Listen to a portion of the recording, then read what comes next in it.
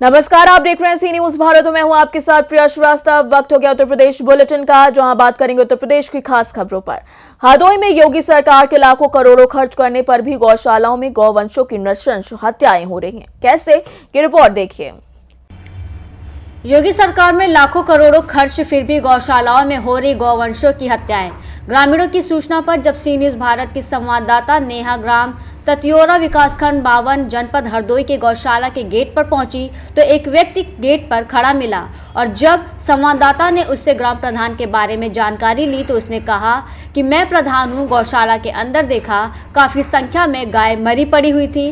कुछ गायों की आंखों में कीड़े पड़े हुए थे, कुछ गायों की आंखों से खून निकल रहा था और कई गायों से बदबू आ रही थी और उनके पास ना तो खाने को चारा था और ना ही पानी। और गौशाला में एक लेबर को डॉक्टर की ड्रेस पहनकर फर्जी डॉक्टर बनाकर रखा था। जब डॉक्टर को फोन कर बुलाया गया तो डॉक्टर घर पर आराम फरमा रहे थे। ग्राम प्रधान मुनीर और ग्राम विकास अधिकारी मानवेंद्र शुक्ला गायों का पेट काट कर अपनी जेब भर रहे हैं। जब गायों के साथ हो रहे अत्याचार के विषय में संवाददाता ने प्रधान से कहा कि ये बात अच्छी नहीं है तो उस व्यक्ति ने कहा कि वो प्रधान जी का छोटा भाई है। इसके बाद छोटे भाई ने प्रधान को फोन किया और रास्ते में प्रधान ने संवाददाता नेहा की कार के सामने अपनी बाइक खड़ी कर दी और अभद्र तरीके से बात की। कहा, मेरी ग्राम पंचायत की गौशाला में आपने मेरे बगैर पूछे कैसे कदम रखा, मेरी मर्जी, जो चाहूं करूं, तुम क्या कर सकती हो। गौशालाओं में गौवंशों की दयनीय स्थिति की खबर अब माननीय जिला अधिकारी के संज्ञान में लाई गई है। देखना अब ये है कि इस प्रकार के लापरवाह और गैर जिम्मेदार व्यक्तियों पर क्या कार्रवाई होती है। हरदोई से सी न्यूज संवाददाता नेहा की रिपोर्ट। इसी के साथ रुक करेंगे बुलेटिन की अगली खबर का, जहां पर कानपुर देहात के भोगनीपुर विधानसभा के पार्टी कार्यालय में कैबिनेट मंत्री राकेश सचान का जन्मदिवस मनाया गया। वहीं इस अवसर पर लोगों में उत्साह देखने को मिला। ये रिपोर्ट देखिए। कानपुर देहात के पुखरैया में आज कैबिनेट मंत्री राकेश सचान का 60वां जन्मदिवस मनाया गया। जैसा कि मालूम हो कि भोगनीपुर 208 विधानसभा से कैबिनेट मंत्री राकेश सचान विधायक हैं। आज जन्मदिवस के अवसर पर पार्टी के कार्यालय पहुंचकर मंत्री राकेश सचान ने क्षेत्र की जनता का अभिवादन स्वीकार किया। मंत्री लगातार भोगनीपुर विधानसभा की समस्याओं को विधानसभा में उठाकर जन कल्याण का कार्य कर रहे हैं, जिससे लोगों में उत्साह है। पार्टी कार्यालय पुखराया में क्षेत्र के तमाम सम्मानित जनमानस ने आज उनके जन्मदिवस पर बढ़ चढ़कर हिस्सा लिया और उनके दीर्घायु होने की कामना की। मंत्री राकेश चाचा के प्रतिनिधि अशोक सचान ने भी क्षेत्र की जनता का अभिवादन किया और समाज सेवी सुमित सचान ने भी कैबिनेट मंत्री राकेश सचान के दीर्घायु होने की कामना करते हुए क्षेत्र की जनता को उनकी उपलब्धियां गिनाई। अच्छा, आज यहाँ कार्यालय में मंत्री जी का जन्मदिन मनाया गया है, क्या संदेश देंगे यहाँ की जनता को?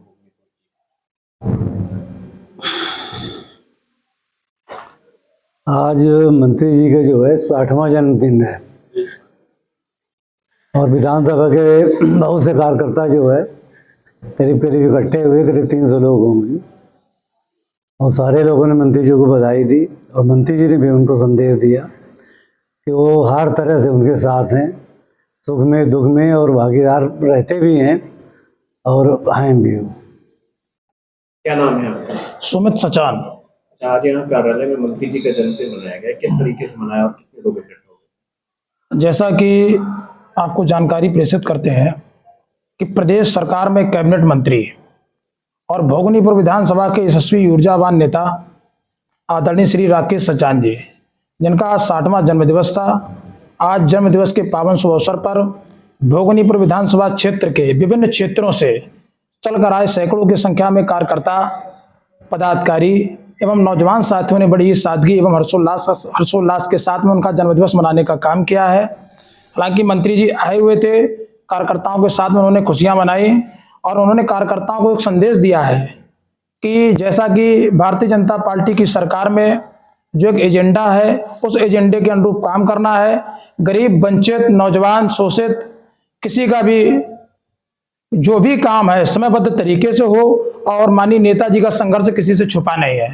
उन्होंने अपने जीवन में बहुत त्याग किया है। आज मैं बड़े ही उनके जन्मदिवस के पावन शुभ अवसर पर स्वागत और सम्मान करने का अवसर प्राप्त हुआ और कहीं ना कहीं से मुझे आशा ही नहीं बल्कि बहुत खुशी भी है कि हमें ऐसे नेता का जन्मदिवस मनाने का शुभ अवसर मिल रहा है जिन्होंने हमेशा गरीबों के साथ, पिछड़ों के साथ, अल्पसंख्यकों के साथ बहुइतिहाई काम करके मुख्य धारा से विकास में जोड़ने का काम किया है।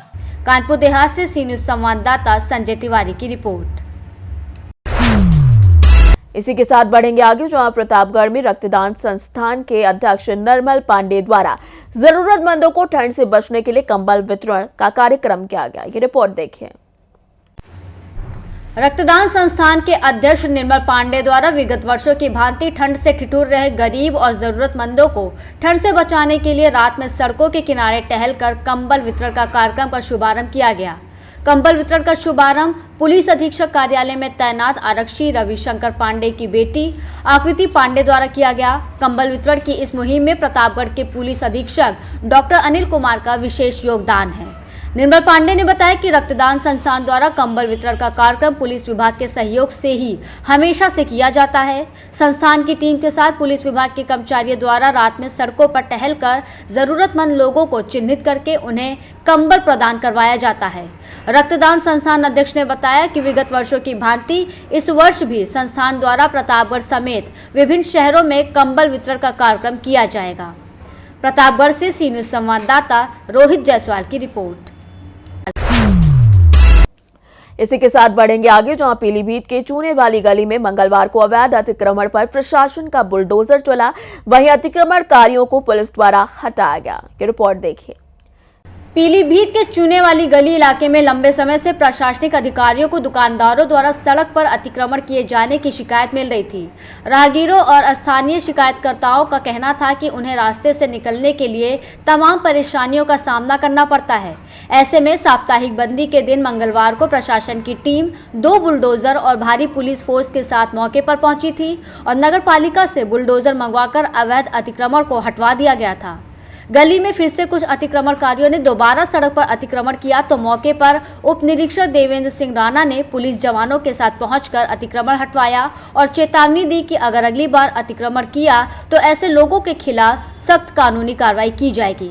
अतिक्रमणकारियों ने पुलिस को देखकर आनन फानन में अपनी दुकानें हटा ली और सड़क को खाली कर दिया। पीलीभीत से सी न्यूज संवाददाता हैदर खान की रिपोर्ट। इसी के साथ रुक करेंगे बुलेटिन की अगली खबर का, जहां रामपुर के सैफनी थाना क्षेत्र में एंटी करप्शन टीम ने बिजली विभाग के जय विकास संतोषी को 35,000 की रिश्वत लेकर दबोच लिया। ये रिपोर्ट देखिए। जनपद रामपुर के सैफनी थाना क्षेत्र में एंटी करप्शन टीम ने बिजली विभाग के जेई विकास संतोषी को 35,000 की रिश्वत लेते हुए दबोच लिया। जेई ने बिजली का मीटर बदलने के लिए 35,000 रुपए की रिश्वत मांगी थी, जिसके चलते पीड़ित ने एंटी करप्शन टीम से संपर्क साधा था, जिसको लेकर आज एंटी करप्शन की टीम ने बिजली विभाग के जेई को 35,000 की रिश्वत लेते रंगे हाथ दबोच लिया है और गिरफ्तार कर अपने साथ ले गए। वहीं शिकायतकर्ता ने बताया कि मीटर का बिल नहीं निकलने की शिकायत हमने बिजली विभाग के जेई से की थी, जिसके बाद जेई ने मीटर बदलने के नाम पर 60,000 रुपए मांगे थे, लेकिन घर की स्थिति दिखाने के बाद जेई ने 35,000 की मांग की थी, जिसकी शिकायत हमने एंटी करप्शन टीम से की और उन्होंने आज बिजली विभाग के जेई को रंगे हाथों पकड़ लिया। मोहम्मद कासिम, क्या मामला था? ये बिजली को लेकर कुछ बात हुआ था। जेई साहब से 1.5-2 महीने पहले उनसे जब बातचीत हुआ तो बिल नहीं निकल रहा था। उनसे जाके शिकायत किया गया, बस साहब हमारा बिल नहीं निकल रहा है, या तो आप मीटर चेंज कर दीजिए और या फिर इसका बिल निकालने का कोई सिस्टम बनाइए जो चालू हो जाए। गरीब आदमी है, ज़्यादा बिल अगर हो जाएगा तो हम कैसे जमा कर पाएंगे। तो इन्होंने क्या बोले, ठीक है, बोले आपका मीटर अगर हम चेंज करते हैं या फिर बिल चालू करते हैं तो इसमें आपको 60,000 रुपये आपको देना होगा। मैं बोला साहब 60,000 काय का देंगे हम। बोले नहीं 60,000 देना होगा, फिर आपका हम मीटर वोटर सब ख़त्म कर देंगे, आपका नया मीटर चालू कर देंगे। हम इनको घर को बुलाए, हम घर की स्थिति देख लीजिए, आप मीटर देख लीजिए चालू है। तो घर की स्थिति देखी, इन्होंने चाय वो पी घर पे। उसके बाद में बोले हम 35,000 रुपये लेंगे, इससे कम आप बोलिएगा तो नहीं करेंगे, ना तो आपके खिलाफ़ कार्रवाई करेंगे। अच्छा, ये किसके नाम में था? ये नासिर, आपके कौन लगते नासिर? भतीजा है। भतीजा आप नहीं चाहता है? जी चचा हैं। कि फिर क्या हुआ फिर आज? फिर उसके बाद में हम ये जो दूसरी टीम है करम सिंह वाले, इनके पास गए हम, इनसे हमने शिकायत करी तो बोले ठीक है कोई बात नहीं है, अगर आपके ऊपर ऐसा दबाव बनाया जा रहा है तो फिर हम पकड़ते हैं। आज उन्होंने पकड़ लिया, रंग हाथ पकड़ा भी। कितने रुपए हुआ? 35,000 रुपये। रामपुर से सी न्यूज संवाददाता साजिद खान की रिपोर्ट। फिलहाल इस बुलेटिन में इतना ही। देश दुनिया की बाकी और खबरों के लिए आप बने रहिए सी न्यूज़ भारत के साथ।